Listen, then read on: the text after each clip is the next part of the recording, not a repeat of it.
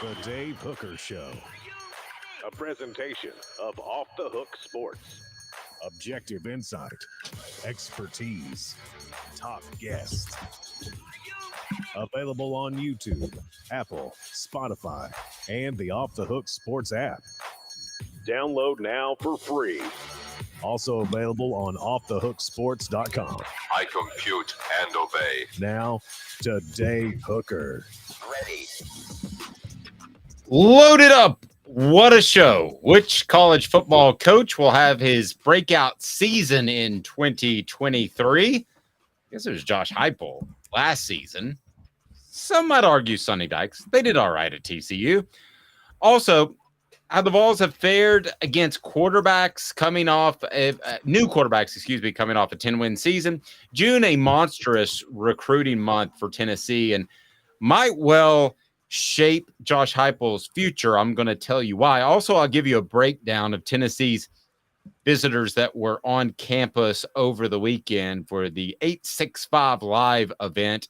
And then we have some kickoff times, which is nice coming out of SEC spring meetings.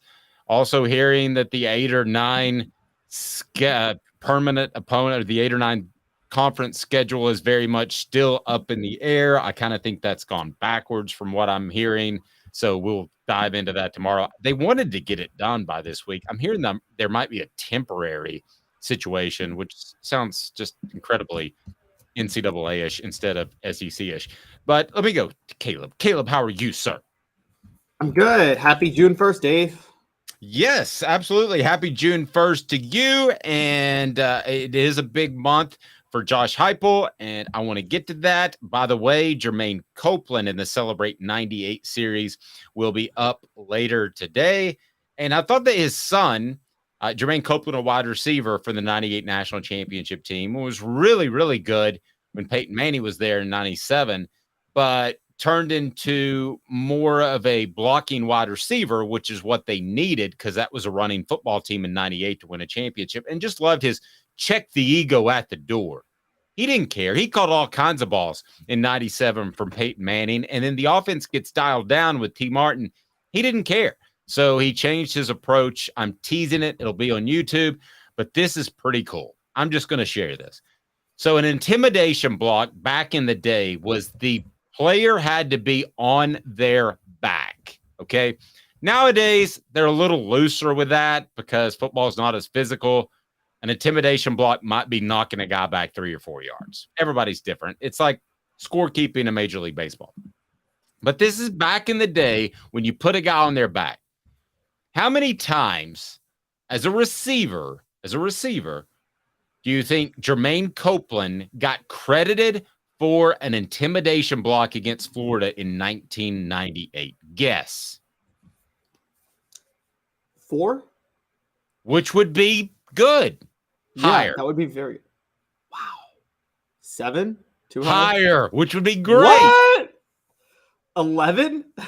Which would be good for half a season. Higher. 15? Higher. Oh my Insane. gosh. It's 22? insane. 22? It's 17. Oh my 17 gosh. intimidation blocks. That is unbelievable. I mean, if I'm a receiver, I'm proud of that for the entire season. I'm good with that. But he did it in one game against Florida. We got TV times, kids. What the H? What the? What was he thinking? Release the hounds. The Dave Hooker Show. Keep cool. A presentation of offthehooksports.com. So what the H brought to you today by Andy Mason, AndyMasonRealEstate.com. Andy Mason has the best prices and the best service in the biz. He'll take care of you. I'm about to call him as I'm about to make a move. AndyMasonRealEstate.com. Florida's a 7:00 game. What the H? I mean, I want that to be a 3:30 peach of a game. And Tennessee's holding up its end of the deal, but Florida is not. That tells me right then and there that ESPN doesn't think highly of Billy Napier. And don't be afraid to read too much into these TV times, okay? Because they want their prime game on at 3:30, right, Caleb? Oh, exactly. Correct. They do. And it's CBS, because CBS is still carrying the prime games for one more year for Tennessee. Right. For the SEC, excuse me. So CBS went with what game instead? We hear from the SEC spring meetings. I mean, to me, Tennessee not being a 3:30 game is an absolute just shame. It should be a 3:30 game all the time. Now, I will say this. I think that Tennessee at a 7 o'clock game, you're not going to want to hear this, but I don't think that's the best situation for them. It's a football team who practices in the morning. It's Georgia, South Carolina at the 3:30 game. You know, it's funny, if not for that one South Carolina game, it's probably Tennessee, Florida. But nevertheless, I don't think this helps Tennessee. I don't think you like to be on the road in a hotel waiting for a kickoff time. I think that was evident at South Carolina. I think the opposite was evident when they played LSU at 11 Central. I don't think this 7 o'clock time is good for Tennessee. Doesn't mean that it's going to affect the point spread or my judgment of the game, but it's not good for Tennessee. And I would much prefer that be on the 3:30 game instead of Georgia, South Carolina. Thank you, D, from the message board. Yeah. 7 o'clock kickoff times always benefit the home team.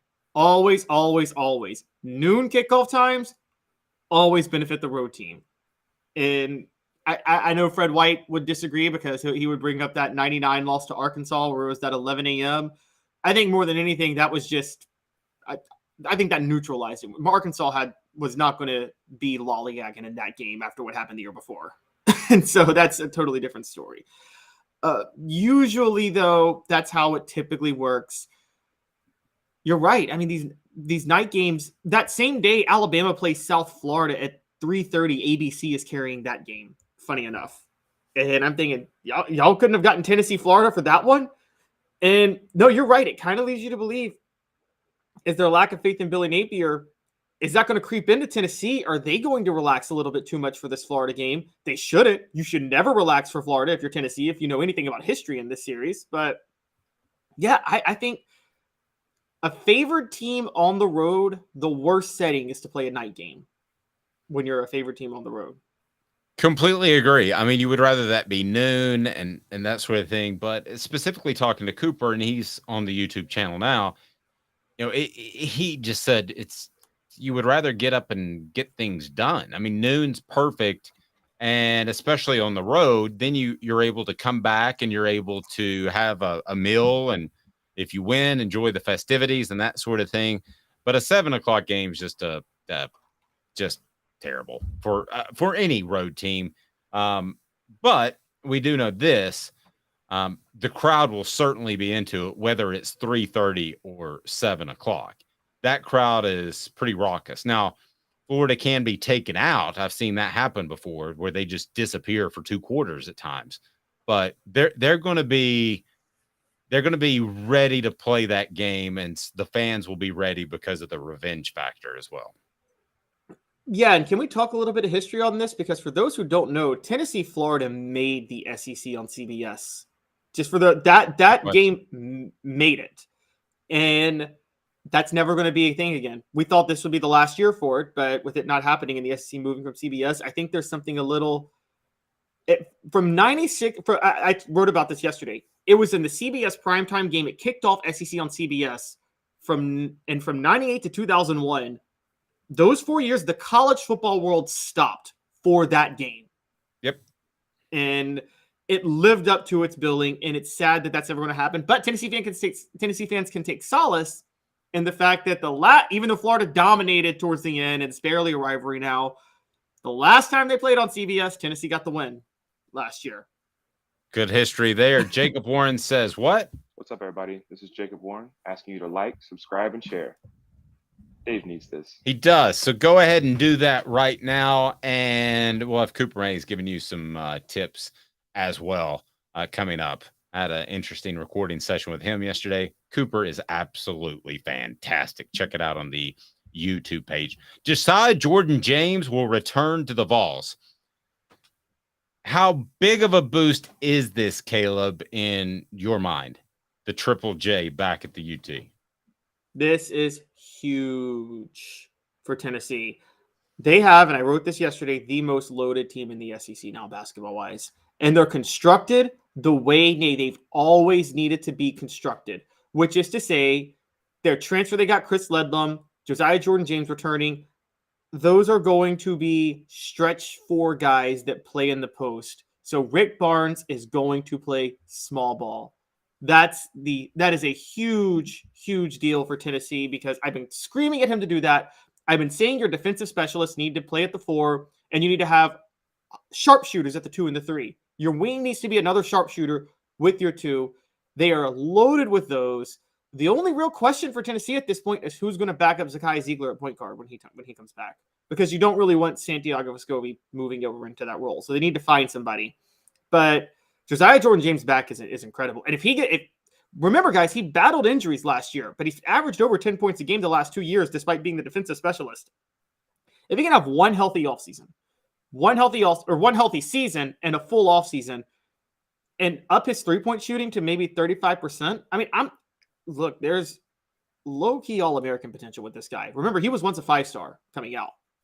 No, I think it's monstrous. Now, you think that Rick Barnes will shift his thinking to be more small ball, or does he have to do it because that's his roster? It's his roster, but he chose this roster. And for those who don't realize, Tennessee, they were already maxed out on scholarships, by the way. So Josiah-Jordan James is coming back as a walk-on. NIL money's having something to say about that. But I think he's shifting his thinking because right now you have Jonas Adu and Toby Awaka are really your only 2 experienced post players. Now you have Cade Phillips and I believe it's JP Estrella coming in, but that's not, I mean, you can't have a 2 deep rotation with those guys at the, in the post. So you're going to have to go with Josiah-Jordan James, who has played the 4, and Chris Ledlum, who's very experienced. And I mean, this is something that I think Tennessee fans should be very, very excited about. I think Rick Barnes is going to be forced to play small ball with this roster. But I do think it's a change of philosophy because he put together this roster. He assembled it.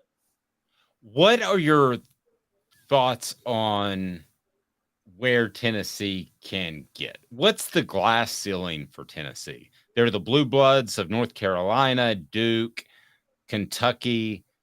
I don't think they can ever get there, but what can they do if this program takes off and has more postseason success than Rick Barnes is used to? I mean, you could always see a national championship with Tennessee. See, I agree. I thought you were going to set the goals a little bit lower, but I totally agree because of the NIL money. And the NIL money is there. We've seen it in football. I think we did see it with Josiah-Jordan James coming back. Here's the other thing. You have the facilities in the Pratt Pavilion and Thompson Bowling Arena. So you don't have to ask donors to build that. You just say, hey, get us the next Victor Wembanyama. I mean, that is your goal, is to find that next guy, and he can make $10 million a year in Tennessee can win a national championship. Say they did it. It's kind of like jumping out of an airplane, skydiving. I did it. I'm done. I'm good. Or running a marathon. They could do that and turn that within 3 to 4 years. I am not exaggerating whatsoever for effect. Yeah, and also, unlike football, there aren't structural disadvantages really to any college. Any college basketball program could break through. There's not. It's not like, because basketball, you're right, get one superstar recruit. You could have a national championship run or run one system. The proof of that, more than anybody, by the way, we always forget about it. Arkansas. I don't think of them as a basketball state, but Nolan Richardson won a national title there, and because he ran 40 minutes of hell. And well, so there's Florida too. Florida as well. Florida won back-to-back national titles. So I think college basketball, it's funny, college basketball, a lot more than college football, the coach actually it's more dependent. The coach is even more important because football, there's so many structural things that make a program good that is almost immune to whatever the coach does many times. I've said that about LSU for years. But basketball, it's if you take a job at any Power 5 or even lesser tier school, any coach can win a national title at any of those schools.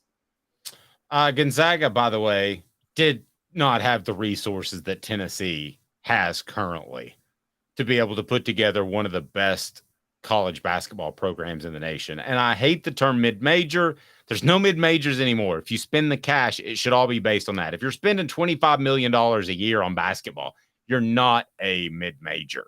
And I would guess that's somewhere around what Gonzaga is spending. Tennessee used to, back in the day, spend $10 million a year, $15 million a year, and they had a pretty good program. Take it to the next level. Go ahead and drop that cash out there. Here's the other thing to remember too, Caleb, that I would encourage those collectives out there. Basketball players, by definition, are better marketing athletes than any other sport because you see their face. You don't see football players' faces. So I go ahead and tell you, if I'm a personal injury attorney, I know they're doing this a lot in Louisiana with LSU. I've got my arm around Josiah-Jordan. Well, I've got my arm around the next Victor Wembanyama, and I'm saying I'm all Vol, and it's on every billboard in Knoxville. That is how you go out and market these guys, and that's how you associate yourself with them. So then every time somebody watches a basketball game, they think of Bobby. Bobby is a great personal injury attorney, or Johnny Charleston's car lot. That's where I need to go. That is exactly what I would do. And I would make him the absolute, not to take anything away from Nico, but I would make him the biggest star in Knoxville in order to win a national championship, because I think Tennessee's in great shape in football already.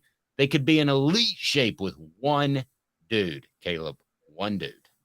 Oh, I'm with you. Yeah, throw everything. Well, I'm almost with you. Okay. Because I track this in pros now. I think the market has actually I would say this is relatively recent. I would say this is only 10 years ago this was true, but it is true now. Basketball players were by definition more marketable than football players, except for quarterbacks. Quarterbacks have surpassed basketball players in terms of marketability. And just let's go to the NBA. I believe Patrick Mahomes has the richest contract in any sport now. Now, NBA players are the richest players by far of any sport, and they deserve it. But quarterbacks are the richest players specifically. And let's be honest, they deserve it. Patrick Mahomes is more marketable than any NBA player right now, bar none. Okay, well, let me ask you this then. Would you rather, you're a business in Knoxville, would you rather have, and I'm picking a guy out that was elite and won a championship and you just got 1 year out of him, okay? So I'm going to go with Carmelo Anthony. Forget about the issues that he may have had in the NBA and all. I'm just going with what he did at Cuse, okay? So would you rather have Carmelo Anthony and he win a national title, or whatever Nico does? I'm still taking Nico. 3 years of Nico. First of all, you get you get 3 years of Nico. You get one with Melo. And also, you can win a national title buying a quarterback just like you can buying a basketball player. It happened once with Melo, where they got I'm not saying Syracuse bought him, but a one and done that won a national title. It also happened in football with Cam Newton. Auburn's like, let me get Cam Newton for a year, and we got a national title coming out of this. And national titles in football always outweigh national titles in basketball. But you don't know that.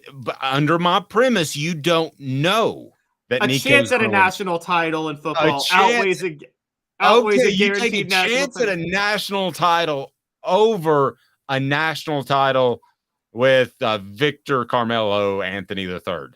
Okay, Dave. Over Nico. Let's break this down for a minute. Okay, come on. Let's break this down with I might be on the air with an insane guy. That's where this is going. Go ahead. Wait. Okay. It's like when somebody says, not to offend you, but you're gaining a lot of weight. You're in Knoxville right now.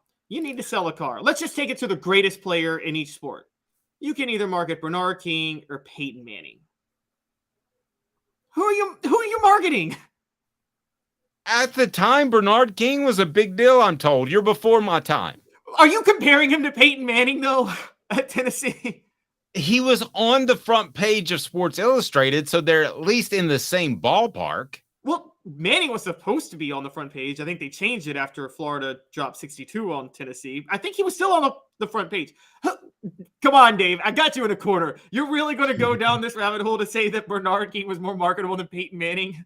Okay. How about this? Would you take Bernard King over Casey Clausen? Casey Clausen was on the verge, but didn't win one. As a marketing voice of your company, both have impeccable characters, I guess. I didn't cover Bernard, but let's say that. See, that's unfair. Because it's not. Yes, it is. It's an unfair standard because you're taking the greatest player in Tennessee basketball history, bar none, who had a should have been Hall of Fame NBA career, would have been had he not gotten injured, versus a top 5 quarterback in Tennessee football history who didn't have an NFL career. And I mean, it's debatable where I would say he's in the 3 to 5 range. I mean, he's not top 2 in Tennessee football history as a quarterback. And if you do players in general, he may not even be top 10. So okay, so let me ask you, let's make it real clear. If Carmelo Anthony shows up on campus and wins a national title for the Vols, and that would therefore designate him as the best Tennessee basketball player of all time, right? Yes. I mean, he would be anyway. I mean, in his prime, he's better now than Houston, Ernie, and Bernie, and all that stuff, I think. Okay, so issues in the NBA withstanding. All right, so I'll give you him, that guy. I'll give you Vol Carmelo winning a national championship one year, or I'll give you what Peyton Manning did winning one SEC title. From a marketing perspective, Peyton Manning every single time. Every single time. Not even a question, bro. Probably largely depends on what you're marketing as well. A jeweler would rather have the fall leading into the holiday season, whereas maybe an HVAC dealer like City Heating and Air Conditioning would love to be on in March when the temperatures get higher. So I guess it depends. There's spring practice in March. Football is the engine. Football is the engine in a car. Basketball are the tires. Maybe. I don't know what basketball is. The turn signal? It's something like that. Okay. Basketball's the turn signal. Football is the engine. That's rough. All right. So how has Tennessee done with a new quarterback coming off a 10-win season? I'm interested to see where Caleb Calhoun goes with that. And also June, a monstrous recruiting weekend for month, I should say. And I'll give you where Tennessee stands on all the guys that were in over the weekend based off my sources. So stay tuned. We'll be back in 2 minutes. Lots of recruiting coming up and projecting Tennessee news from SEC spring meetings, but big time recruiting info that you'll want to hear next. Stay tuned. 2 minutes off the Sports. Family has been creating jewelry since 1986, each piece unique with a story all its own. I'm Rick Terry with Rick Terry Jewelry Designs. I'm a jeweler, and I want to be your jeweler. We're grateful that you chose us to be Knoxville's best jeweler. My family and staff look forward to serving you. So please come see us. Kingston Pike and Campbell Station Road in the heart of Farragut and downtown on Gay Street, right next to the Tennessee Theater. Hi, Mike Davis here with City Heating and Air, reminding you to always dare to compare. Our team provides quality local heating and air service, installation, and maintenance across East Tennessee. We use only the best equipment like American Standard Heating and Air Conditioning for your residential, new construction, or commercial needs. Honesty, dependability, and customer satisfaction have been the cornerstones of our business since 1961. City Heat and Air. Dare to compare. With all that sun, sand, and salt water, the beach is a very relaxing place. Unless you wear contacts. Ow! Open your eyes to the best the beach has to offer with LASIK vision correction from Campbell Cunningham Laser Center. Do you want to own the more that owns every job? Then get to Vassey Lawn and Garden in Cleveland and get you a Toro. I'm David Vassey, here to talk to you about Toro. With a Toro Zero Turn, you'll get more out of every minute and you'll reach the finish line faster. At Vassey's, we like to say, no matter if you're mowing 3 acres a week or 11 lawns a day, homeowners and business owners alike find confidence in equipment they can trust from top to bottom. Vassey Lawn and Garden, Highway 60 North in Cleveland. Man alive, it's worth the drive. These mountains hold and defend a spirit far better than moonshine. A drink that holds flavor that becomes necessity. A hard cider made and relished by folk who are as hearty as they are legend. A refreshment that can only be found in one place. With a taste that makes you say, give me 3 bottles of the good stuff. Tennessee Cider Company, where necessity can be found. Objective coverage. Hey, that's new. If we get caught, we're going to jail. The Dave Hooker Show, a presentation of Off the Hook Sports. YouTube, Apple, Spotify, and the free Off the Hook Sports app. I'm going to need to see some identification. Back to Dave Hooker. What do you think, Caleb Calhoun? You want to talk some Cruton? Let's roll. There's a lot going on. I've done my homework, so I want to bring it right here to you. Talking Cruton today, brought to you by Craft Treats. It is June the 1st, depending on when you're watching. This is an incredibly important month for Josh Heupel. I could make a strong argument that he would rather win June than beat Alabama or beat Georgia this upcoming season. Not saying I'd go that direction, but I could make the strong argument. Because you have a program right now that's dependent on 2 things. Well, a lot of things, but personnel-wise, 2 things. One is some of Jeremy Pruitt's players, prospects that are going to move on. The other is the transfer portal. Is that sustainable? Honestly, I don't know. I don't think it is, but I'm not sure. We are in a totally new age. It would be like me saying that quantum physics doesn't exist. I don't know. I don't know. Maybe it is sustainable. Maybe you get 5 or 6 key transfers every single year, but I think you'd rather do it the Alabama way where you bring guys up. I think you also, Alabama's perfect. They needed a running back. They got Jahmyr Gibbs. They're bringing guys up through the program and they keep that culture. I have real concern after the guys that, I've gotten to know, in particular Jacob and Cooper, but there are other leaders in this program. Milton would be one. Hooker would have been one as well. And I could go on and on and on. Trey Flowers is one. I've concerned for Tennessee and Tennessee fans what happens when these guys move on, because they were brought up through the program. They seen the hard times and they wanted to take advantage of when things were better. But the next group might not have the same attitude. And you always have to wonder about team chemistry from year to year. I think it'll be great this year. But after that, I don't know. And you have this influx of transfers. June is a monstrous month. Caleb, you pointed it out yesterday. I wrote the column about it. It's on offthehooksports.com. You have got to win some Junes. And it starts right now. Because you have got to be ready now for the 2025 season. That's what you're thinking in recruiting. I don't think Tennessee got a major haul of elite contributors that are going to be ready this upcoming season. So, and I'm not just talking about the 2023 class. I'm talking 2022 as well. You got to up it. And Caleb, you can go in and you can recruit guys early and you can make them, you can make project players and all that. And that sounds good. And that works at UCF. But you got to go toe to toe and tell Nick Saban or Kirby Smart, I'm here to battle you. And I don't have to win every battle, but in particular with the area around Atlanta, you win 2 or 3 this year, then it could lead to a pipeline or at least a trickle of prospects coming out of the Atlanta area. And that is when Tennessee will be, air quotes, back. I agree with everything you said. June, this is the most important June of Josh Heupel's tenure at Tennessee.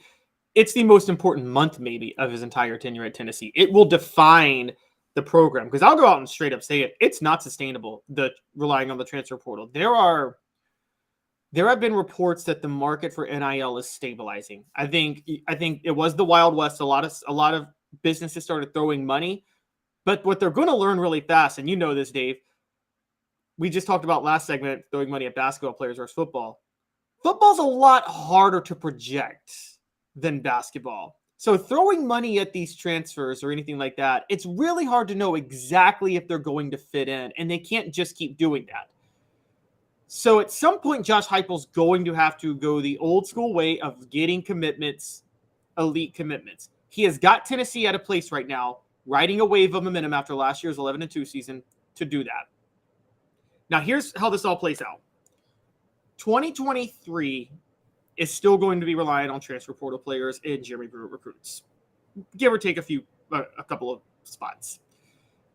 He needs to be successful in 2023, and he needs another transfer portal haul in the 2023 to 2024 season. But he needs a loaded 2024 recruiting class. So that way, by 2025, he's ready to go. Recruiting class a year. If it's an elite recruiting class, you give it a year before it really takes over the program. And so 2025 will be the first year he's going to have to rely on his recruits. That means the 2024 class has got to be loaded, and the most important month in recruiting season now is June, bar none.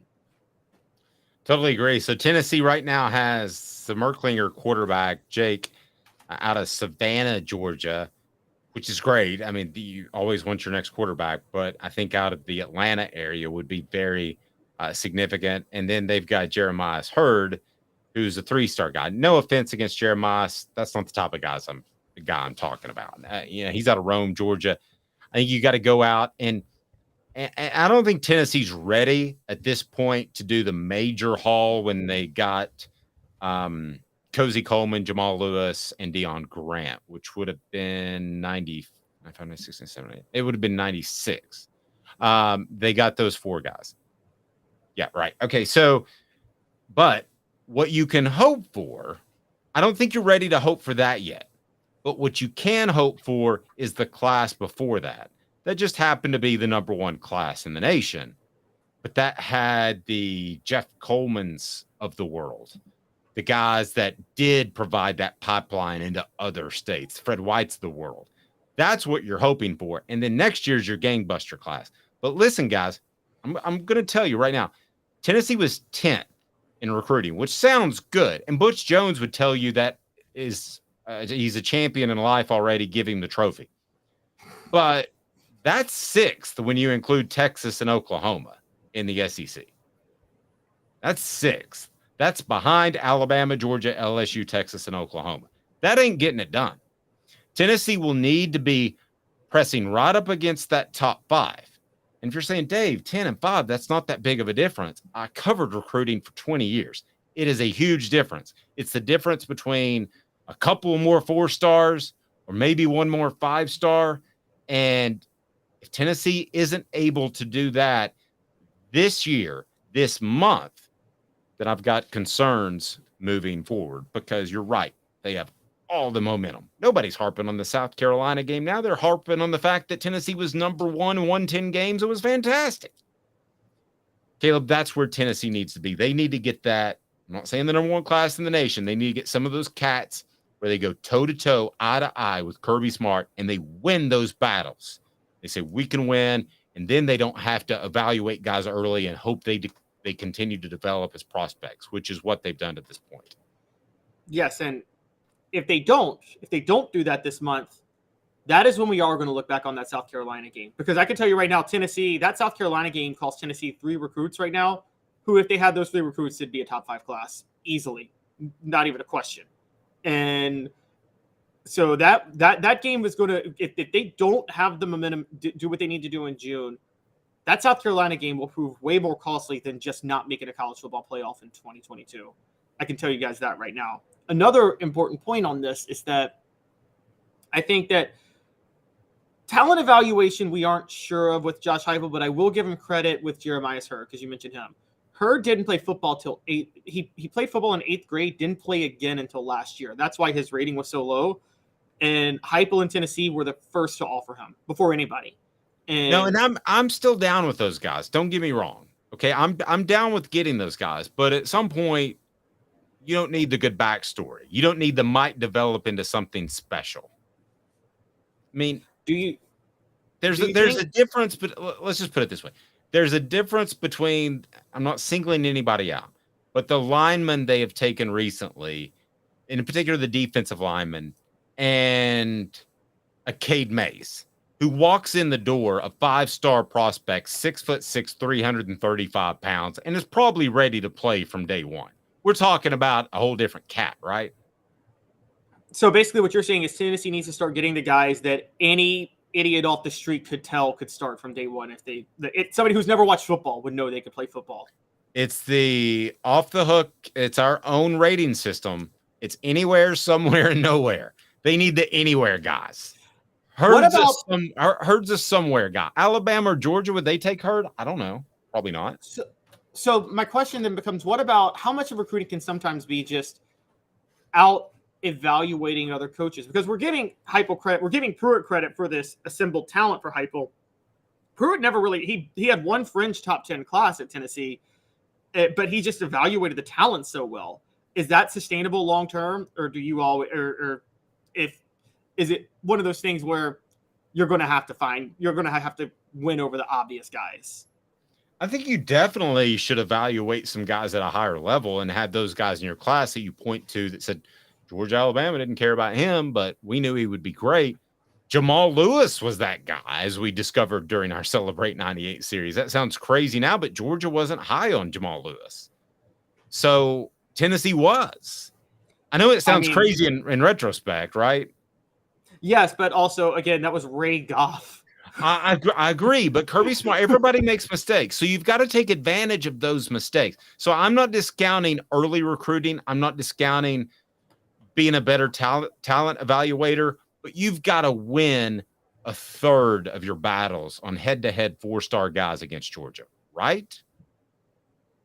Right? Yeah, now, Travis says, I disagree. We aren't a prototypical team.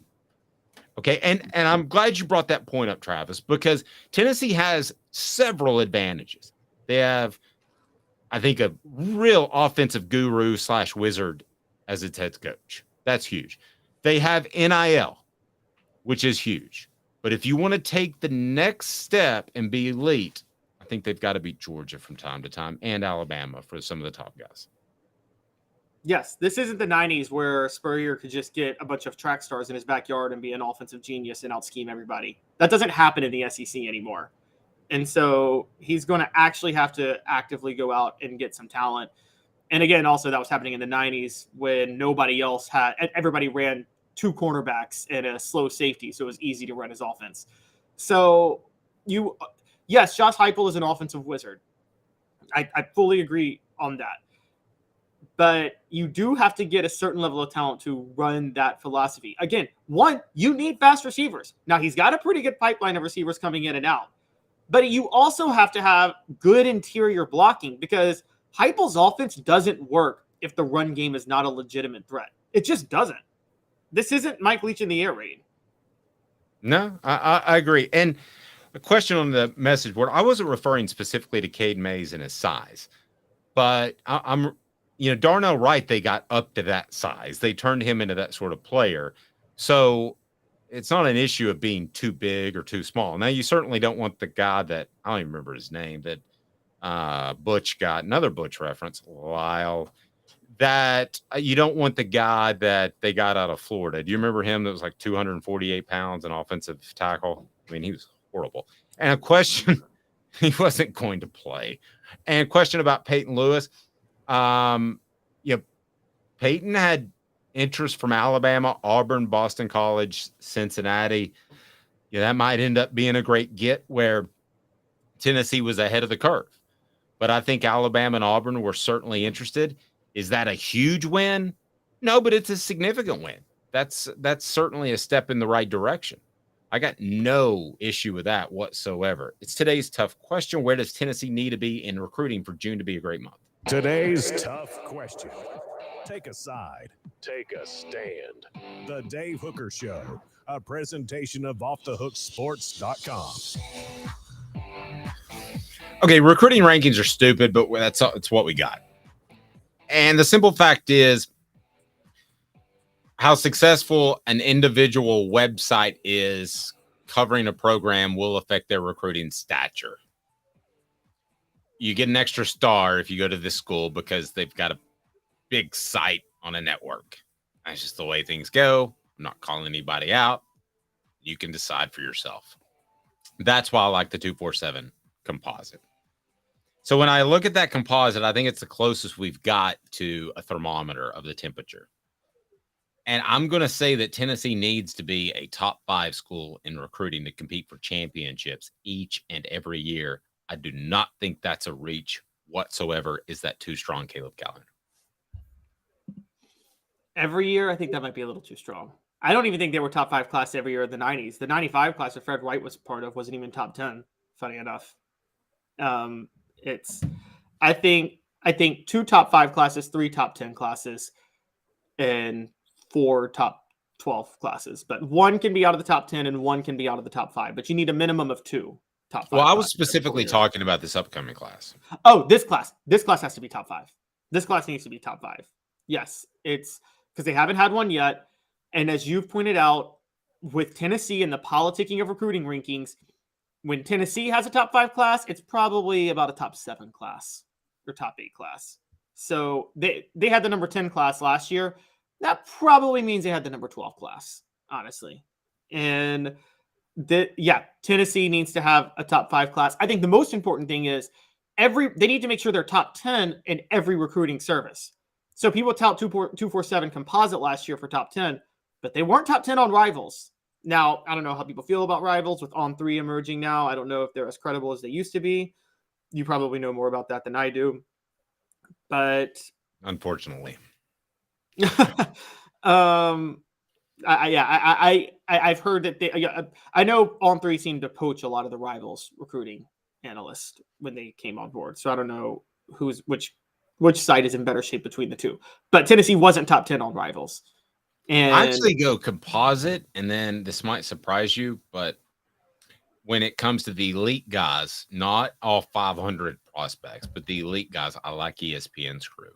But they just don't have the manpower to be able to judge 500 guys. So when they talk about their top 300, I do think they hit that pretty much with a nail on the head. Now, let's take a look at Tennessee's 865 Live recruiting weekend that happened over this past weekend. And we know that Tennessee picked up Peyton Lewis as a commitment, but that was going to happen on Saturday. So what did Tennessee actually accomplish? Well, I think they would have loved to get a commitment from Boo Carter out of Brainerd. We've talked a lot about him, a 4-star athlete prospect. Here's what I'm hearing, that he'll end up at Tennessee, but this whole Colorado thing with Deion Sanders certainly has his attention. So I'm not ruling that out at all. I think he could end up at Colorado, but if I had to make a bet, I feel 60-40 Tennessee, and Colorado certainly in that 40%. He's kind of a weird bird. He switched high schools. He seems to flirt with Tennessee a lot, but does he love Tennessee? I don't know. I guess he's going to end up telling us, but don't be surprised if that takes until the early signing period in December. Yeah, and this also is missing out on Boo Carter is not as big of a gut punch, but when you combine it with missing out on Walter Nolan a couple of years ago, that's going to be a big red flag for Josh Heupel if that happens. Now, I'm not going to put that on Josh Heupel too much. I got to say this. The NIL collective for Tennessee needs to get a little bit smarter about how they spend their money. I'm not saying that it's bad to throw $8 million at Nico Iamaleava, but I am saying you don't spend all your money there and let Walter Nolan get out of Knoxville. Because quite honestly, I think he went to Texas A&M because Texas A&M had more NIL money. I have no problem saying that up front out loud right here, even though that's technically against the rules. And no, I think you're right. Yeah. And if you're Tennessee, you don't let Texas A&M outbid you for Walter Nolan. You can't let Colorado outbid you for Boo Carter. I don't know what Colorado's NIL initiative is right now. I know Deion Sanders selling the glam probably has some advertisers wanting to get involved. So I'm intrigued by that. But to the NIL collective, to Spire Sports, don't let these defensive stars get out of East Tennessee. Throw your money at them. Josh Heupel needs them. Yep, I agree. This list is brought to you by Craft Treats. Go to crafttreats.com, use the promo code off the hook, and you will get 20% off your purchase. Don't forget about the Chill Pills that has the CBD dog treats, will help with your pet's digestive issues, arthritis, and also anxiety. It's pretty awesome, the Chill Pills, but they've got non-CBD as well. Use the promo code off the hook.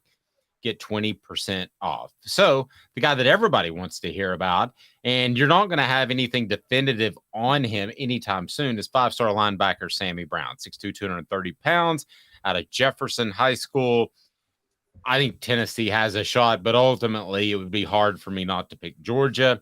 Feel free to jump in if you got any thoughts on these as I run through them. I actually think I think Clemson's in the lead for Brown, so I think Tennessee should go all in, if anything, to make sure he doesn't end up at Clemson. For those who don't know, Clemson's a bigger threat. Clemson's success is a bigger threat to Tennessee than Georgia long term. Georgia's going to be Georgia; they're that good. But if Clemson's good, that ices out another recruiting area for Tennessee. Great point. Wide receiver Freddie DeBose, out of Smithson Valley in Spring Branch, Texas, coming off a torn ACL. This is one of those project guys. You know, you got an in on maybe an elite athlete because he had the ACL injury. Still a 4-star prospect. Tight end Amir Jackson, 4-star tight end from Portal, Georgia High School, not the Portal. He has already said he would return for a visit to Tennessee. I think Tennessee has a great shot at him. Florida and Miami are in it. Georgia, not so sure. Josh Petty, offensive tackle. Now, this is a 2025 prospect, 4-star offensive tackle out of Roswell, Georgia. This is the type of cat I'm talking about. Already interest from Auburn, and we know Hugh Freeze can recruit that area well. This is the type of cat I'm talking about because Georgia is going to come calling. He's a 2025. Tennessee's trying to get in early. This is the type of cat I'm talking about. So when Georgia comes down the line and they say, we're still Georgia, this is your home state, let's play ball, Tennessee can say, we're on you first, and we've got other 4-star guys already in your class. Caleb Calhoun's distant cousin, Daniel Calhoun, an offensive tackle from Marietta, Georgia, 6'6", 355 pounds, heavily pursued by Georgia, Texas, Alabama, and Auburn. This is the cat, other than Sammy Brown, that I'm talking about, that you got to get out of Georgia eventually. That's the type of cat. Aiden You're not Greeley. getting him. Sorry. No, you're not getting Daniel Calhoun. No, you're also, not. 355. Do you have an insight since he's your cousin? I do not have an insight, but looking at his size, if you were a 355-pound lineman, would you rather play in Georgia's offense or Tennessee's offense? You'd rather play in Georgia's offense. Right. That's the type of cat you want, whether it's this year, next year, another dude, or this dude. Aiden Braylon is out of Santa Ana, California, 6'5", 290 pounds, 4-star defensive lineman. This is the guy where you flex your muscle because, hey, I'm Tennessee, and I've got the recruiting budget to go out to California and pull cats. And Nico certainly helps you. And Nico's from Mater Dei, isn't he? He was from Polytech, and then he went to Riverside. I thought Tennessee had somebody on their team from Mater Dei, but they had the way back the late Polynesian defensive end. Jesse Mahalona. Oh, Brew McCoy. Brew McCoy went to Mater Dei. Yeah, okay. Brew McCoy. That's right. There you go. Defensive now. Yeah. Defensive lineman Amari Adams, been to Tennessee several times. I think the Vols could very well end up with him, a 4-star prospect, beginning. We're talking about 2025. Cameron Fountain. And they got to get him out of South Carolina, and that South Carolina loss, that's where that weighs heavily on you. Agreed. Cameron Fountain of Youth, an edge rusher. He is 6'5", 237 pounds. I think there's a great relationship with defensive line coach Rodney Garner. That should help Tennessee. And I think they can get him. Athlete Cameron Michael. Man, it's another tough pull from Georgia. So he's from Statesboro, Georgia High School. And I think he's going to take his time. Again, it's the type of cat you got to beat Georgia for every once in a while. And Would then you want to play defensive back for Georgia or Tennessee? I wouldn't want to play defense at all for Tennessee, to be real honest with you, unless I'm an edge rusher. Man, I'm down with that because I'm going to pad my sack stats. And nothing's more important than sack stats. Defensive back DeMello Jones, probably the longest shot of the group that was in town last weekend. A 4-star prospect has been committed to Georgia. So there you go. That's a complete breakdown of the visitors. Want to be sure and thank Caleb Giroux, who's killing it on offthehooksports.com. He couldn't join us today, but he is absolutely slaying it in recruiting. So, and we're free, advertiser base. So how about that? So, yeah, Tennessee had some cats in there that they want to land that would be those sort of game-changing type of prospects. and they bundled them with Peyton Lewis, who they knew was going to commit, Merklinger. It was a very what I would call, as far as a recruiting weekend. And again, I've done this for 20 years, so I can tell from a mile away. It was very focused on the guys that I mentioned, the 4-star guys, because you have a good family feel in guys that are already committed. They can then recruit those players as prospects. That's what this was all about. This weekend was all about landing one or two of those guys that we just talked about that Tennessee has to have to turn the program into an annual championship contender. Yeah, no, I'm with you. That's exactly what this was about. And they need to be able to get a couple of them. It hurts them that the NCAA investigation still hasn't ended, by the way. I don't know if, I know, totally forgot about that, right? But I will say that, I mean, at this point, just for the sake of recruiting day with June here, isn't it worth the scholarship reductions that you might get? Just accept it. Because I'd rather have the scholarship reductions than get hampered in June recruiting. I don't know. That seems kind of rough. I'm not going to take it if I didn't do anything wrong. 2 minutes. How does Tennessee typically do with a new quarterback coming off of 10-win seasons? And we'll tell you who the breakout coach of this upcoming 2023 season will be. Is he in the SEC? We'll discuss. Caleb Calhoun, I'm Dave Hooker. And Craving Wings South North Shore location, where we've heard people say that you can get the best wings in East Tennessee. Pero ¿quién es este? El número 87, Jacob Warren. I'll just do 6 on my sauce 87, please. Imposible, señorita. Dale 6 más. Look at these wings. Perfectas, deliciosas, fantásticas. Man, I don't know what you're saying, but it sounds awesome. How do you say fresh, never frozen in Spanish? Frescas, nunca congeladas. Make your way to Craving Wings and get you 6 más. But what was funny about Kate is we were a full continuum of care at that time. We had detox, we had inpatient, we had outpatient. So we were doing a lot of the things that we do now. But now we just do them so much better. It's really a simple program, but we're complicated people. I am what I am, and now I got to do something about it. You can take your life back. Call Cadis today. Got cataracts? We can fix that. Never miss another moment. With a little help from Doctors Campbell, Cunningham, Taylor, and Hahn at cctis.com. Do you want to own the more that owns every job? Then get to Vassey Lawn and Garden in Cleveland and get you a Toro. I'm David Vassey, here to talk to you about Toro. With a Toro Zero Turn, you'll get more out of every minute and you'll reach the finish line faster. At Vassey's, we like to say, no matter if you're mowing 3 acres a week or 11 lawns a day, homeowners and business owners alike find confidence in equipment they can trust from top to bottom. Vassey Lawn and Garden, Highway 60 North in Cleveland. Man alive, it's worth the drive. Our family has been creating jewelry since 1986, each piece unique with a story all its own. I'm Rick Terry with Rick Terry Jewelry Designs. I'm a jeweler, and I want to be your jeweler. We're grateful that you chose us to be Knoxville's best jeweler. My family and staff look forward to serving you. So please come see us. Kingston Pike and Campbell Station Road in the heart of Farragut and downtown on Gay Street, right next to the Tennessee Theater. Who's this guy? Hello, wizard. The Dave Hooker Show, Who? a presentation of Off the Hook Sports, What? YouTube, Apple, Spotify, and the free Off the Hook Sports app. Back to Dave Hooker. Who was the breakout coach in 2022? The breakout coach in 2022 was, I mean, it was a tie between Josh Heupel and Sonny Dykes.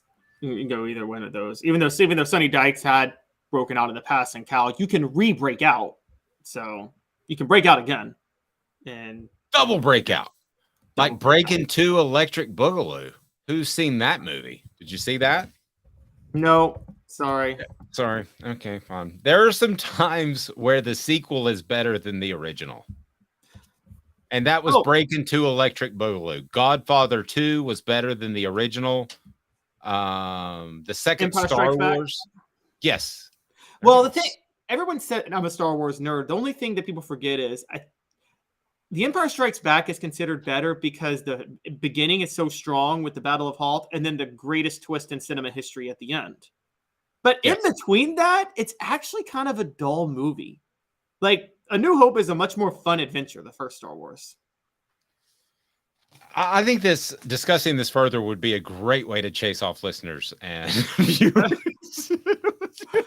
We'll do a totally separate Star Wars show. Jacob Horn, bring us back to earth. What do people need to do? What do they need to do right now after that Star Wars breakdown? Jacob, tell me. What's up, everybody? This is Jacob Warren asking you to like, subscribe, and share. Dave needs this. There we go. All right. So you posed this question at our 3:15 a.m. pre-production meeting. It was 7:15 on Tatooine. Sorry. Yes, it was a little later on Tatooine. All right. So, and is it AT-ATs or ATs? What do you mean? The big 4-footed things that walk around on Hoth? It's not. It's AT-ATs, right? My son calls them AT-ATs. Are you talking about the Tauntauns? No, the things that walk. The robot. Huge. The big ones that do the shooting. Oh, are they? They're AT-ATs. They're not AT-ATs. Oh, right. okay. Here we go.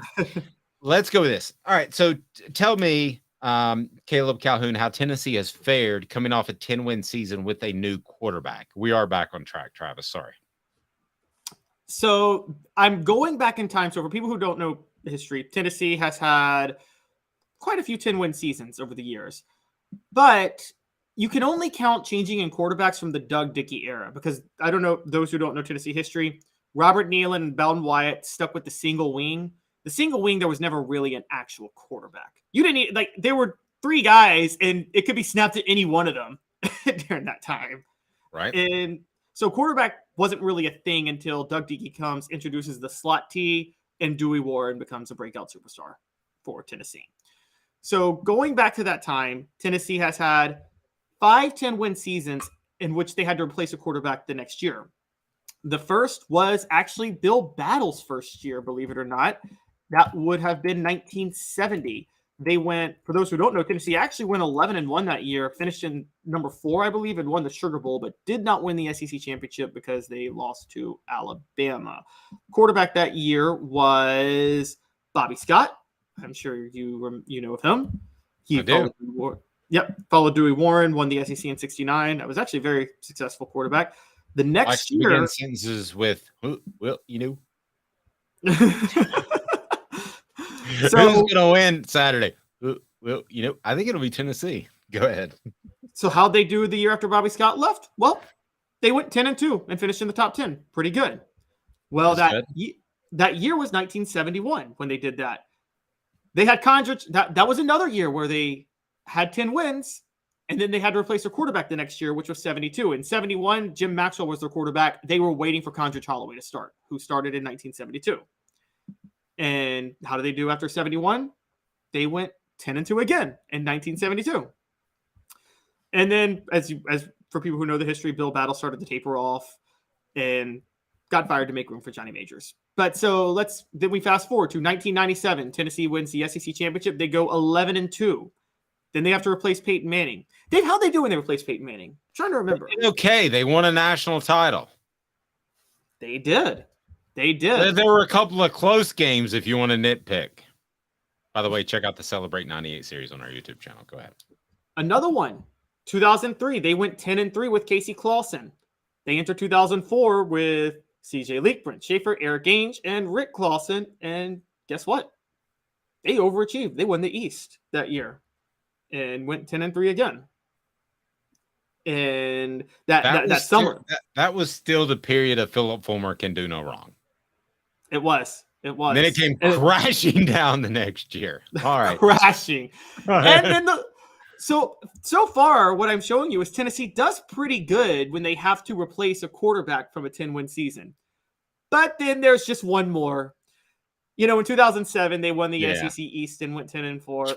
And then 2008 happened. Yeah, and they fired their most legendary coach, one of the 2 most legendary coaches, definitely the most legendary coach in the modern era. So that went south quick. I don't think that's going to happen to Josh Heupel with Joe Milton this year. No, I don't think that's going to happen. I don't think you're going to have a God. What was that Auburn game that year? That might have been the worst game I ever watched. That 14-12 game. I don't think you're gonna remember that. And I don't think that's going to happen. But All right, yes. So Caleb stoking the optimism once again. He's already picked a national title for 2024. And now he's saying that Tennessee, is a close second place in the college football championship game. Is that what you were saying this year? Well, no, because they don't have Derek Dooley coaching them. So he would get That's the key. City Heating and Air Conditioning, cityheatandair.com. Integrity matters. Over 50 years of experience in East Tennessee. The temperatures are going to rise, and you need to make sure that you've got somebody that can say, hey, you just need a new part or coolant. You don't need an entirely new unit altogether. Well, that's where integrity matters. City Heating and Air, cityheatandair.com. Okay, so then if we've got a breakout coach last year was Sonny Dykes or Josh Heupel. It's as simple as that, right? I don't think there's anybody really even in the argument there. So as far as breakout coach this season in 2023, first set the parameters, and then I'm going to give you my thoughts. What are the parameters on being a breakout coach? Basically, it's very fluid, and it can change from because every situation is unique. But you have to have taken a huge leap forward from the previous year to the point to where you are talked about nationally and maybe even floated as a coach of the year candidate for what you did. Fair. And you haven't done it before to that level. You haven't done it before at the school you're at. You can have done it before, but just not at the school you're at. So, and also not be, well, I don't know. See, this is because Sonny Dykes, it's not like Sonny Dykes hadn't done this before. He hadn't done this well. I take that back. So yeah, I'll say or like Josh Heupel. Josh Heupel had gone undefeated at UCF, but then he went 11-2 it. How about this? You cannot have done it at the Power 5 level. Okay, let me give you this one too. Like Brian Kelly, for instance, to be a breakout coach this year, he would have to win the national title and go undefeated. Yes. I mean, I think we think right now that he's going to be a playoff contender even this year, but he would have to take a major step up. So here we go. It's 4 downs. I'm going to throw some names at you. You tell me if they will be your breakout coach. But first, you say Tony Elliott. Why Tony Elliott is your breakout coach? So Tony Elliott is, I think, one of the most underrated hires. I thought Tennessee actually, before I knew they were going to hire Josh Heupel, and I was wrong, but I thought Tony Elliott was a great guy for them to hire. For those who don't know, Clemson's offense didn't really take that next step to become a national title contender until Dabo Swinney promoted Tony Elliott. And Tennessee plays him the first game of the year. Virginia's not going to beat Tennessee. Tennessee is going to blow them out. But they've got James Madison, William and Mary, a rebuilding NC State, Georgia Tech, a very bad Virginia Tech. Virginia has the upper hand in that rivalry right now with Brent Pry. Boston College. I mean, I've seen 8 wins possibly on the schedule right now. And wow. Caleb bringing us back down to earth as Tennessee's going to face the greatest coach in the history of college football in the opener. He didn't say that. 4 downs now, brought to you by Campbell, Cunningham, Taylor, and On. 4 downs. 4 questions. 4 answers. The Dave Hooker Show. 4 downs. A presentation of offthehooksports.com. All right, I'm going to throw some names at you. And Caleb, you can tell me yay, nay, or doesn't qualify. How about that? Okay, so these would be breakout coaches this season. So let's get it rolling right now. First down, Billy Napier. Can he be a breakout coach in 2023? He can, but he won't be. Okay, so you're saying out of yay, nay, doesn't qualify, you're saying nay. Right. Okay, or you can say, give me some Tracy. That's crazy. All right, Shane Beamer. He would have to make the college football playoff after beating Tennessee and Clemson in November, that would define breakout to me because he's already kind of broken out as an above average to good coach, but he's not great. Can he have a breakout season as a great coach this year? He could, but he won't. I think he had a breakout month. He had a breakout November, and that's going to be the highest moment of his life as a coach. Not of his life, but of his coaching life. Of his life. Forget about having kids and stuff and getting married. South Carolina fans say, why don't you shut the hell up? All right, so Eli Drinkwitz, can he be a breakout player? That's crazy. Breakout coach. Breakout coach. Look, Oh, come on, Caleb. No, I don't think he's that good of a coach, but look, Missouri was really close in a lot of games last year. The SEC East is horrible. They return a lot of talent, and I'm looking at their schedule. South Dakota, Middle Tennessee, Kansas State's at home, Memphis. Yeah, I don't think the East is horrible anymore. I think Tennessee's really good. We know Georgia's good. I think that Kentucky forced Will Levis to play at times for whatever reason when he was hurt. I think they'll be better. And I think Florida will be better if they find a quarterback. I don't think the East is as bad as you. I think Missouri's beating Florida at home this year. Interesting. Okay. So that's a breakout. So Drinkwitz was third down. And by the way, people at SEC Media Days, what did you have to say about Eli last year when he went on the Jim Rome show and blasted Tennessee for no reason? You suck. Right. What about Hugh Freeze? That's my guy. Hugh Freeze, breakout player. Hey now. Breakout coach, you mean? Coach. No, because there's no way he's going to outdo his best season at Ole Miss this year. He's not. Like, he may do that in a couple of years, but he's not going to do it this year. So the only breaking out Hugh Freeze will do, he might have breakouts on his face out of the stress of trying to keep his women's secret. Okay. I wonder if he looks at escorts the same way as players with the small ankles thing. Because he looks at all players with small ankles. Do you determine the potential of an escort based off their ankle size? That's a good question. I don't know. Yeah, I can't answer that, but I'm going to guess yes. Oh my God, I'm going back to Family Guy. You don't want like a escort with a big, huge ankles, do you? That's a I'm going back to Family Guy one time, and they made this joke of Bill Clinton was in town because he was judging a cankles contest. Oh wow. Travis does judge women by their ankles. My best friend in high school, his dad did that too. Okay. I'm not going with the big ankles, but I don't know that there's a difference between average ankles and small ankles.